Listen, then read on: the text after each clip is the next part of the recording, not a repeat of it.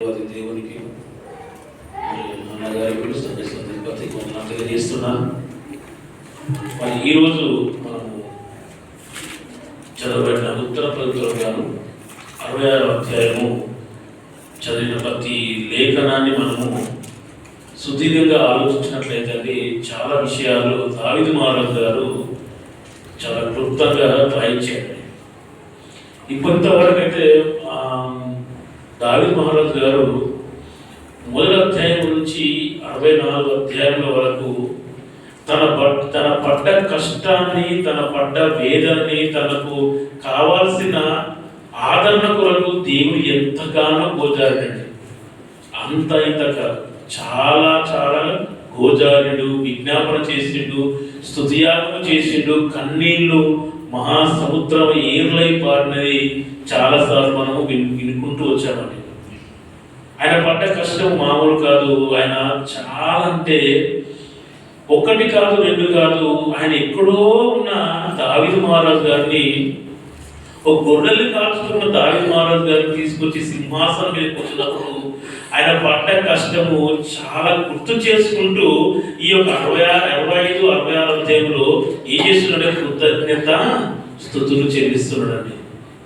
మన జీవితంలో కూడా మనం పుట్టినది మొదలుకొని, మన ఊహ తెలిసిన మొదలుకొని ఈ క్షణం వరకు దేవుడు మనకి ఎన్ని మేలులు చేశాడు, ఎన్ని ఆపద సమయంలో తప్పించాడు, ఎంత భయంకర తెలిసి తెలియని ఎన్నో ప్రమాదాలు తప్పించాడని మనం కూడా ఈ సందర్భంలో, ఈ సమయంలో మనం నెమరు వేసుకుంటారండి, గుర్తు చేసుకుంటారు. ఒకసారి నేను చెబుతున్న ప్రతి మాట దావీదు గారు అయితే ఇక్కడ మిమ్మల్ని మీరే ఏం చేసుకోవాలంటే ఆలోచించుకోవాలండి.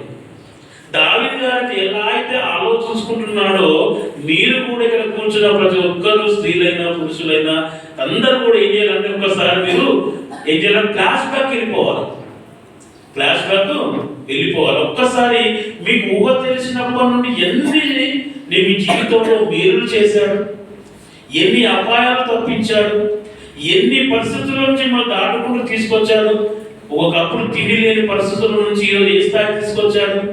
ఇవన్నీ మీరు ఒకసారి నెమరు వేసుకోవాలండి. ఎన్ని ఆదరణలు, ఎన్ని ఓదార్పులు, ఎన్ని కష్ట నష్టాలు, ఎన్ని అప్పులు, ఎన్ని సమస్యలు, ఇవన్నీ మనలో పుట్టుకొచ్చినవన్నీ జయించుకుంటే ఈ రోజు ఆయన సన్నిధానంలో కూర్చున్నామంటే దేవుని దయ, దేవుని కృప తప్ప మరొకటి ఏమీ లేదు. మన అతిశయించేది కూడా ఏమీ లేదండి. దావీదు మహారాజు గారు అలానే ఏం చేసి తెలుసా? అది అతిశేషులేడండి, జ్ఞాపకం చేసుకుంటున్నాడు.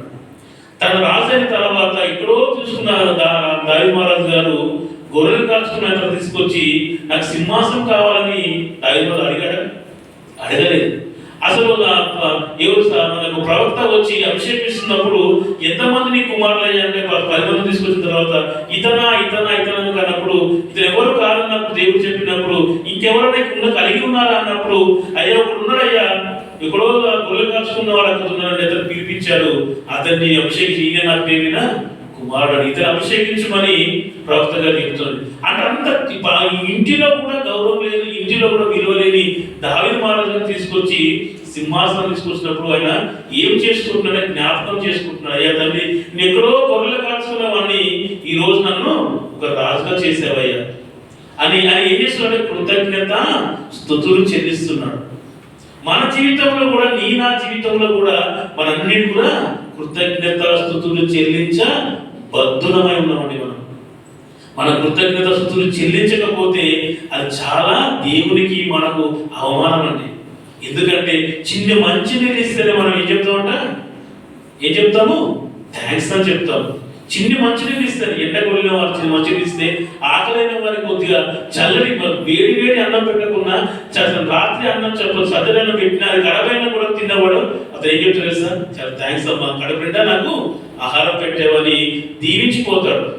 కానీ నా జీవితంలో అంతకంటే ఎంతో గొప్ప మేలు జరిగినప్పుడు మన కృతజ్ఞత స్తుతులు చెల్లించారు. దావీదు గారు కూడా అలానే కృతజ్ఞత స్తుతులు చెల్లించుకుంటూ వస్తున్నాడండి. కానీ ఆ తర్వాత ఏం చేశాడు? అతను సింహాసనం తన మామైన సౌలు ఎన్నో ఒడిదొడుకులు మనం వినుకుంటూ వచ్చాం.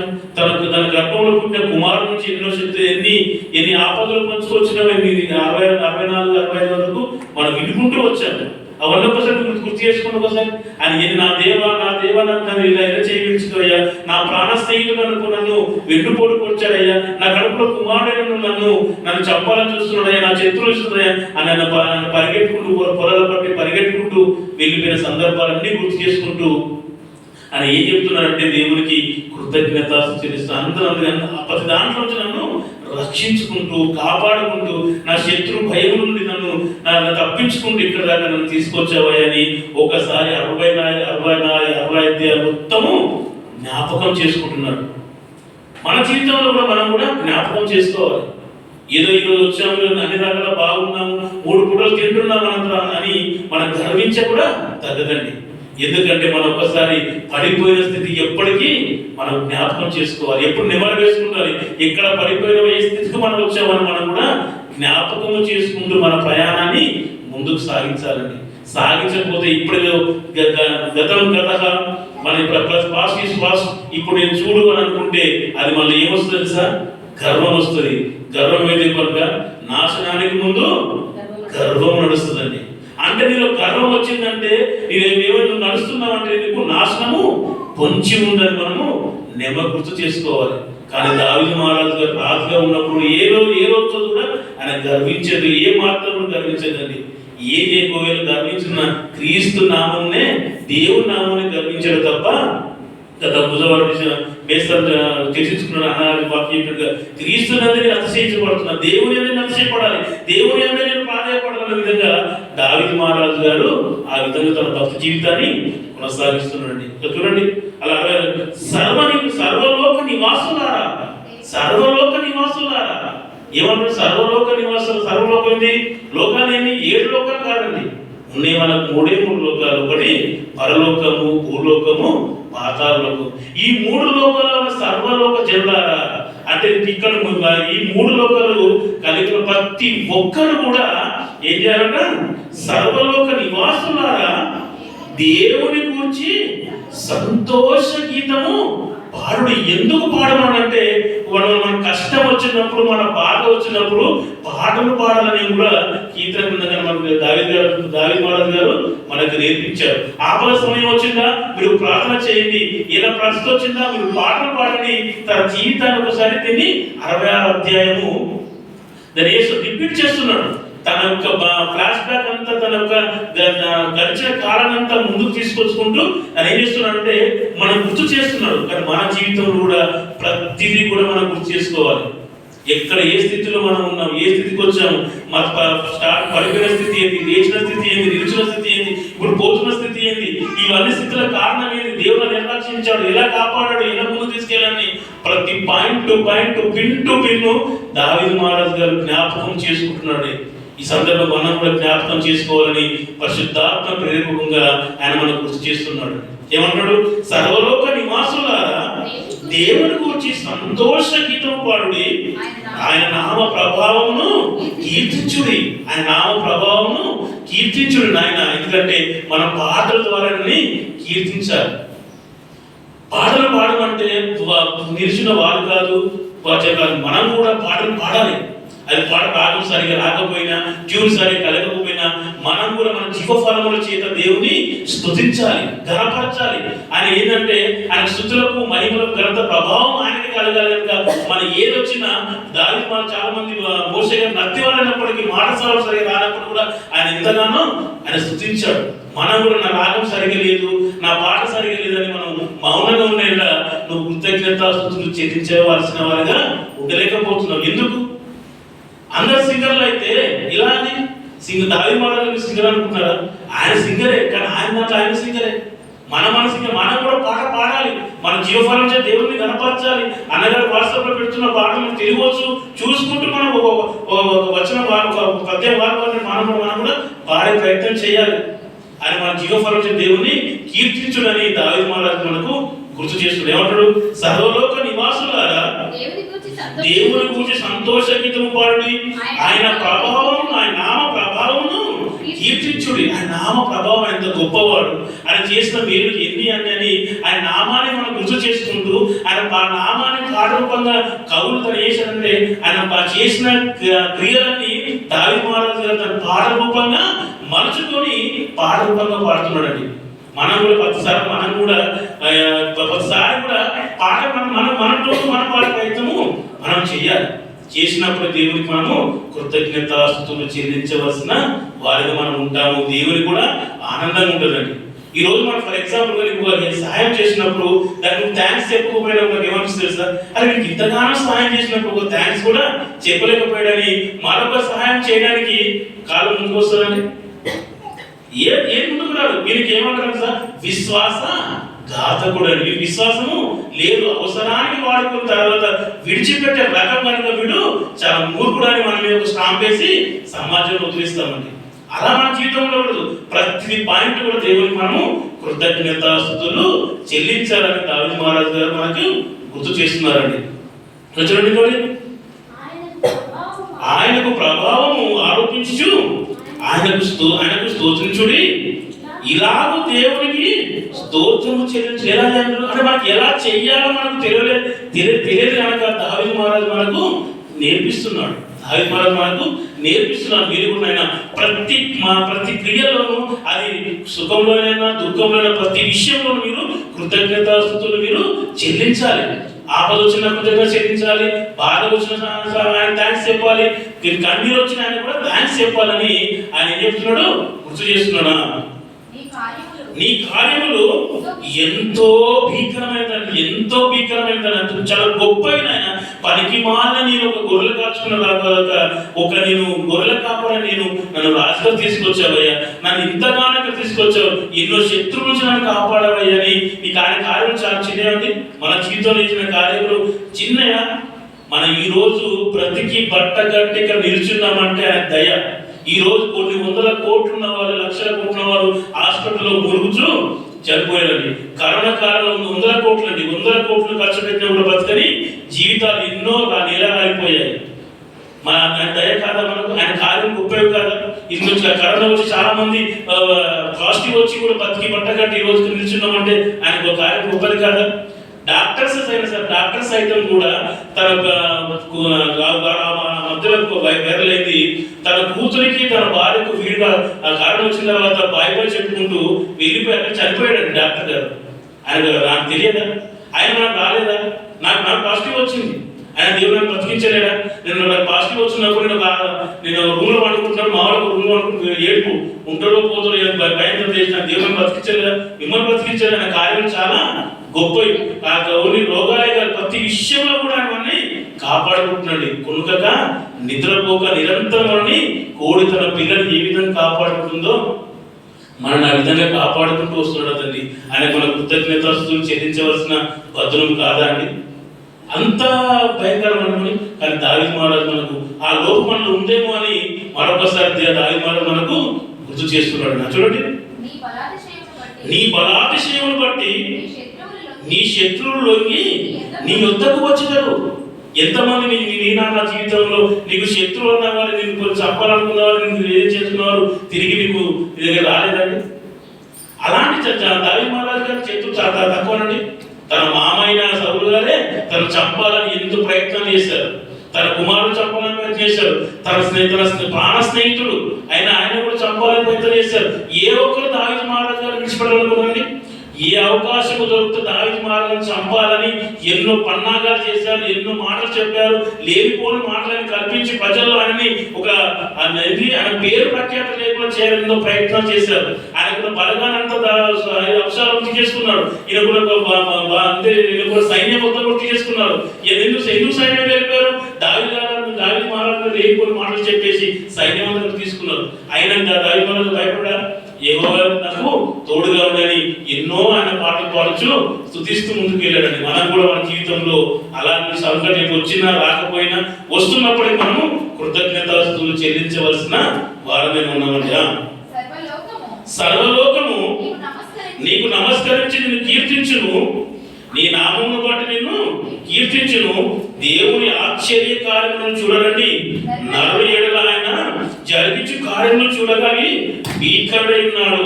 ఆయన సముద్రమును ఎండిన భూమిగా చేసి జనులను కారణంగా చేయలేదు. ఎక్కడ ఈ సంతం ఎక్కడ గుర్తుకొస్తుంది, మనకు ఎక్కడ గుర్తుకొస్తుంది, మోషే గారి దగ్గర జల ప్రళయం మొదటి ఎర్ర సముద్రం దగ్గర ఏం చేశాడు? అది తూర్పు గాలి చేత ఆయన ఏం చేశాడు? 2 పాయలుగా చేసి 6 నెలలుగా ఎండిన భూమి దాన్ని చేసి అక్కడ ఇశ్రాయేలు ప్రజల్ని ఈ ఒడ్డు నుంచి ఆ ఒడ్డుకు తీసుకెళ్లారండి.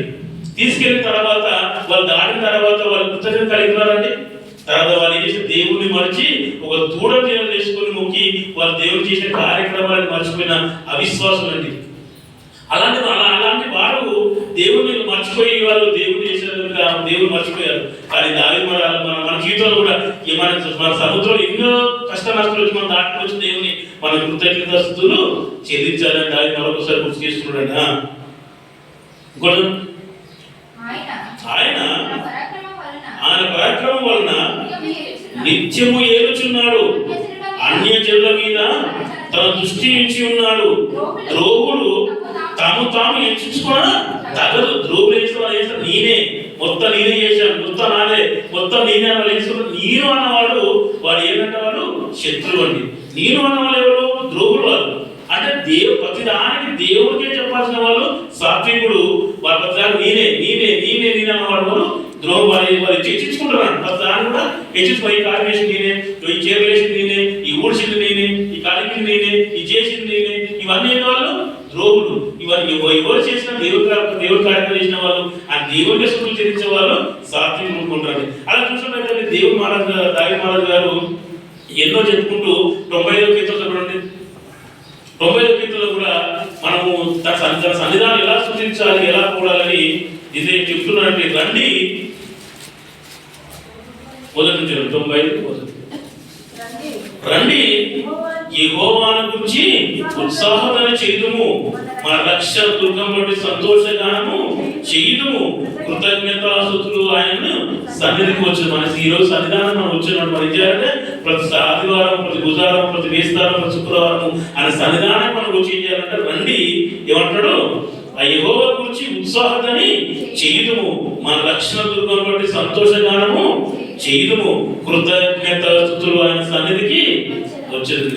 మన ఈ రోజు ఆయన సన్నిధానం వచ్చిన మనం ఏం చేయాలంటే కృతజ్ఞతాస్తుతులు చెల్లించవలసిన భక్తులమై మనం ఉన్నాము. నా జీవితంలో జరిగిన కార్యక్రమాలు ఎన్నో అనేవి చాలా చాలా ఉన్నాయండి. కొంచెం చూసినట్లయితే అండి గత సంవత్సరము ఆలోచించినట్లయితే నా కొడుకు అండి బండి వేసుకున్నప్పుడు కింద పడ్డప్పుడు అక్కడ చూసిన జనాలు ఏం చూసారంటే ఆల్రెడీ పొట్ట పగిలి చనిపోయాడు అనుకున్నారు. పొట్ట పగిలి సౌండ్ అంతగానో వచ్చిందని ఇక్కడ చెప్పే సాక్షి చూస్తే పొట్ట పగిలి చనిపోయి చెప్పేసి ఏం చేశారంటే అక్కడ మనం తీసుకొని వాళ్ళు ఏం చేశారంట వాళ్ళని పన్ను ఊసిపోయిందండి.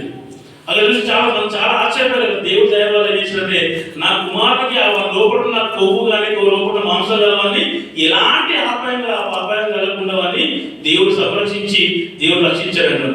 రక్షించి తీసుకొచ్చిన వాళ్ళని ఏం చేయాలి? దేవుని కృతజ్ఞతలను స్తుతులు చెల్లించాలి. నా జీవితంలో జరగలేదండి, ఎన్నో కార్యక్రమాలు జరిగినాయి కదా. అలా చాలా మంది ఆశ్చర్యపోయారు. పన్ను కూడా అక్కడ ఆ పన్ను తీసుకుని జోబులు వేసుకున్నాను. ఆ తర్వాత మళ్ళీ ఒక డెంటల్ దగ్గర తీసుకెళ్తాను, దాన్ని అతుకుంది. వాళ్ళు చాలా ఆశ్చర్యపోయారు. అసలు ఈ పన్ను అతుకోలేదు అనుకున్నాము. ఒకవేళ ఇది చేస్తుంటే ఈ వీడియో తీసి దీన్ని ఇన్స్టాగ్రామ్ పెట్టుకుని మాకు ఎన్నో పేషెంట్స్ వాళ్ళు వచ్చేవాళ్ళు వీడియో తీసుకోలేకపోయాం, ఇది అక్కలేమో అనుకున్నాడు. కానీ దేవుడు దయ వల్ల అతికింది. వాడు చనిపోయాడు అనుకున్నాను. వాడు పుట్టుక నుంచి ఇప్పటివరకు ఎన్నో ప్రమాదాలు వస్తున్నాయి. ఆయన దేవుడు కాపాడుకుంటూ వస్తున్నాడు. దేవుడు మనం కృతజ్ఞత స్తుతులు చెల్లించాలి. నా జీవితం జరగలేదు. పోయిన సంవత్సరం నాకు అండి ఆల్రెడీ డిసెంబర్ మాసంలో 7వ తారీఖు అండి నాకు జరిగిన కూడా ఏంటంటే నేను కూడా చనిపోయిన కారణం నాకు తెలిసి హాస్పిటల్లోకి రావచ్చు అండి. ఆ రోజు నైట్ 12 గంటలకు లేచి మొత్తం చల్ల సెంటర్ వచ్చేసింది. ఏం జరుగుతుందో అర్థం కాదు. మొత్తం పడిపోయాను. మా మేడం లేపుతాం అనుకుంటే ఆంధ్రప్రదేశ్ అయినా నా ఓపిక భరించలేక లేపేశాను. లేపితే నా వల్ల అయితే నా పని అయిపోయింది. ఈ సంవత్సరం ఇంత వచ్చు లాస్ట్ అని ఆయన చెప్పేసి ఆయన వాళ్ళు వేసి దాన్ని అది నిమ్మకాయ నీళ్ళిచ్చి అది చీలించి నన్ను రక్షించి దేవులను కాపాడాడండి. దేవులను కాపాడడానికి మనం ఏం చేయాలి? కృతజ్ఞతలు తెలిసి నా జీవితం జరగలేదా? ఎన్నో అపాయాలు జరగలేదా? ఈ సమయంలో ఇక్కడ ఉండేవాడే కాదు. ఎప్పుడు నా శవాన్ని పూడ్చి పెట్టేవాళ్ళండి. ఎప్పుడు మొదలెత్తే వ్యక్తి ఆ చూస్తే నా ప్రతిసారి చూసుకుంటే నాకు అది తెలుసు తెలియదు. కానీ నాకు ప్రతిసారి 7వ తారీఖు వరకు జరుగుతాయండి. 7వ తారీఖు ఏదో వచ్చి నాకు ప్లస్ అయితే మైనస్ అవుతుంది. నేను కింద పడే మా మేడం కదా చెప్పాను, ఈరోజు తారీఖు 7 తారీఖు కదా నేను 7 అట్లా నాకు తెలుసు 7 ఎప్పుడు వచ్చినా నాది 27 28 ఇది ఎప్పుడు నా మరణం మాత్రం 7 తారీఖు అవుతుంది. అది నాకు ఫిక్స్ అయిపోయింది. నాకు తెలుసు నా జరిగిన సిస్టర్స్ అన్ని 7 తారీఖు ఉంటాయి. 7 తారీఖు వచ్చిందంటే నాకు నా ముగింపు.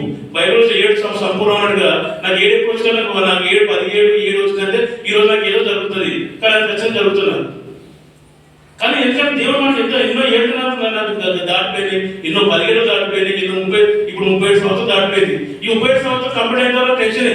మీకు తెలుసు, నాకు 37 కంప్లీట్ అయితే నేను 47 వరకు వస్తా. 30 దాటినప్పుడు ఏ జరుగుతుంది వస్తుంది నాకు ఇన్స్టెంట్ అది తెలుసు. 37 దాటిందంటే ఈ ప్రాబ్లం లేదు. మళ్ళీ 30 జన్మాలు 7 30 ఒకరికి అలవాటు పడుతుంది అంటే నాకు మరణం సత్యం. ఎందుకంటే నాకు షుగర్ ఎంట్రైంది, షుగర్ ఎంట్రైంది, బీపీ ఎంట్రైంది. నాకు ఖచ్చితంగా మరణానికి మన ఆహ్వానం పడుతుంది. మరణం మనం చావాలంటే ఏదో కారణం రావాలి. ఉట్టి వస్తామా, ఉట్టి రమ్మంటే వస్తామా? మా నాన్న కింద పడిపోయాడు, మా నాన్న కింద పడిపోతేనే కానీ మన చావడు. అది చావాలంటే కింద పడాలి. నాకు నీకు కావాలంటే షుగర్ రావాలి, బీపీ రావాలి, కాబట్టి నేను అర్థం ఉంటుంది. కానీ అన్ని ఇప్పుడు దేవుడు బతికిస్తున్నందుకు ఏం చేయాలి? దేవుని మనము కృతజ్ఞతాస్తుతులు చెల్లించాలని. అలాంటి జీవితం ఎప్పుడు కంటాను. నాకు 1 నాకు అవసరం, నాకు 60 లేదా 60 వరకు నాకు నా పిల్లలు పెళ్లి చేసుకుంటే సంతోషం అనుకుంటాను. కానీ అంతవరకు దేవుడిని కాపాడుకుంటూ వస్తుంది కనుక మనం దేవునికి కృతజ్ఞతాస్తుతులు చెల్లించాలని దేవుడు చెప్తున్నాడు. అంటే వచ్చినట్టే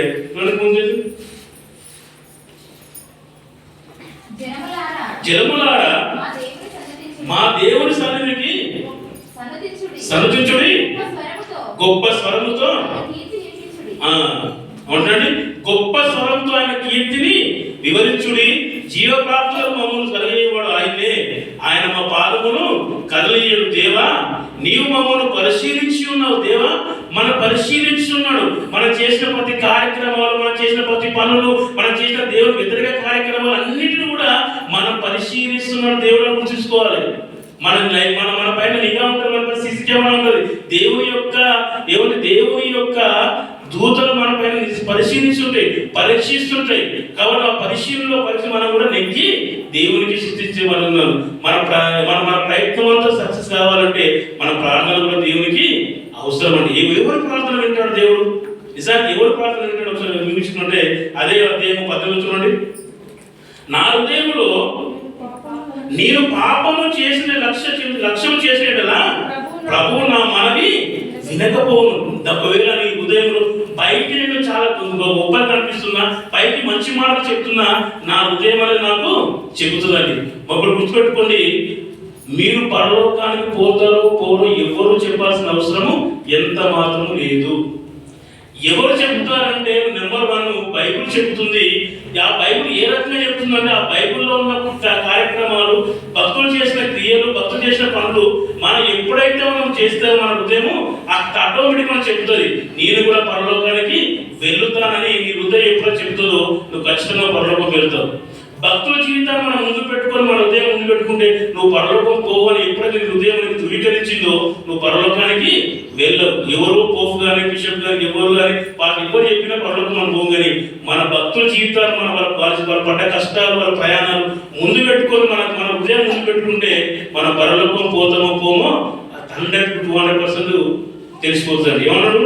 నా హృదయం నేను పాపము లక్ష్యం చేసేటలా ప్రభువు నా మనవి వినకపోను. ఒకవేళ మన పాపం నుండి మన క్రోధలు, కుట్రలు, పగలు, అసూయలు, పగలు, ఈర్ష్యలు, ఎన్ని రకాల దేవుని వ్యతిరేకంగా, సంఘాల వ్యతిరేకంగా ఎన్ని కార్యక్రమాలు మన హృదయంలో ఉంటాయో నువ్వు ఏ ప్రార్థన చేసినా ఫలించదండి. ఏ ప్రార్థన చేసినా ఫలించిన అనిపించిన తులకు నాశనమే అండి. మనం ఎలా ఉండాలంటే మనము ఎలా ఉండాలి సార్? మన హృదయం పరిశుద్ధంగా ఉండాలి. మన ప్రార్థన దేవుడు వినాలంటే మన పాపంతో కూడిన పనులు కాకుండా దేవుడి క్రియలు చేసుకుంటూ మన పాపం నిత్యముగా కలుపుకుంటూ వెళ్ళాలని. ఏమంటాడు? నా హృదయంలో నేను పాపము లక్ష్యం చేసేటలా ప్రభు నా మనవి వినకపోను. నిశ్చయముగా దేవుడు నా మనవి అంగీకరించి ఉన్నాడండి. ఇలాంటి కార్యక్రమాలు, ఇలాంటి మన బ్యాడ్ క్వాలిటీస్ లేకపోతే మన ప్రార్థన ఖచ్చితంగా వింటాడు, మనకు రిజల్ట్ ఇస్తాడండి. మనకు మీరు అందరి చేతిలో ఫోన్ లేని వారు ఎవరు లేరండి. ఫోన్లో చూసినప్పుడు యాంటీవైరస్ ఉంటుంది, అవునా కదా? యాంటీవైరస్ ఉంటుంది, అది 10 సార్లు చూపిస్తుంటుంది. మీరు ఏది క్లీన్ చేయండి అంటారు. ఆ క్లీన్ చేయకపోతే ఏమో తెలుసా అండి, ఫోన్ హ్యాంగ్ అవుతుంది. ఫోన్ స్పీడ్ వెళ్ళిపోదు. దాన్ని ఏం చేయాలంటే దాంట్లో మళ్ళీ ఆకులకి వెళ్ళి ఏం చేయాలి, ఒకసారి కూడా దాన్ని క్లీన్ చేస్తేనే అది ఏమైతే తెలుసా మళ్ళీ ఫ్రెష్గా అవి అది ఏమవుతుంది ముందుకు సాగుతుంది.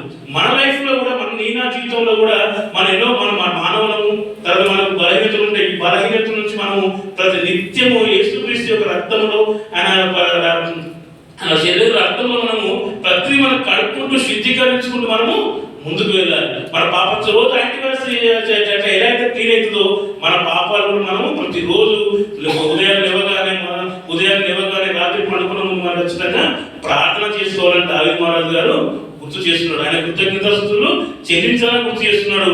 మన హృదయంలో పాపాలని కూడా కడిగి శుద్ధీకరించుకొని మన ప్రార్థన వినాలంటే మన పాపాలు ఎలాంటి మల్యం ఉండకూడదని దావీదు మహారాజు మనం గుర్తు చేస్తున్నాడు. ఏమంటున్నాడు, నా హృదయంలో నేను పాపము లక్ష్యం చేసేటలా ప్రభు నాన్న మనవి వినకపోవు, నువ్వు ఎలా ఉంటాడు, నువ్వు పాపని ఎలా ఉంటాడు. ఒకవేళ నీ ప్రెస్టీజ్ ఇక్కడ దాకా వచ్చింది మాత్రం ఏముంటది, పాపం అనే ఒక కవచం ఉంటుంది. ఆ పాపం అనే కవచం ఎప్పుడైతే నువ్వు అది విడిపోతుందో అప్పుడు నీకు బ్లెస్సింగ్స్ వస్తాయి, నీకు నీ ప్రార్థన దేవుడు వింటాడు, దానికి కావాల్సిన ప్రతిఫలాలు దేవుడు ఇస్తాడు. ఏమంటాడు మళ్ళీ నిశ్చయంగా దేవుడు నా మనవి అంగీకరించి ఉన్నాడు, ఆయన విజ్ఞాపనను ఆలకించి ఉన్నాడు. దేవుడు నా ప్రార్థనను త్రోసి వేయలేదు. ఎందుకు త్రోసి వేయలేదు? నీ హృదయం శుద్ధీకరణ ఉంది కనుక దేవుడు ఆయన ప్రార్థన త్రోసి వేయడు కనుక నా త్రోసి వేయలేదు. నా యుద్ధంలో తన కృపను తొలగింపలేదు. ఆయన స్తుతించబడును గాక. అంటే మనం కూడా మన ఈనా జీవితంలో కూడా మనం ప్రతి విషయంలో ఆయనకు కృతజ్ఞతాస్తుతులు చెల్లించవలసిన బద్దులమైన కనుక ఈ మాట మీరు మీ ఫ్లాష్ బ్యాక్ అంతా గుర్తు చేసుకోండి. మొదటి నుంచి ఇప్పటి వరకు మీ లైఫ్లో ఎన్ని ఆపదలు వచ్చినాయో, ఎన్ని కష్టాలు వచ్చినాయో, ఎన్ని బాధలు వచ్చినాయో అవన్నిటిని దేవుడి ఎలా రక్షించి ముందు తీసుకొచ్చాడో అవన్నీ గుర్తు చేసుకుని మన స్తుతి ప్రార్థనకు వెళ్ళిపోవాలని కోరుచు ఈ మాట ముగిస్తున్నాడు.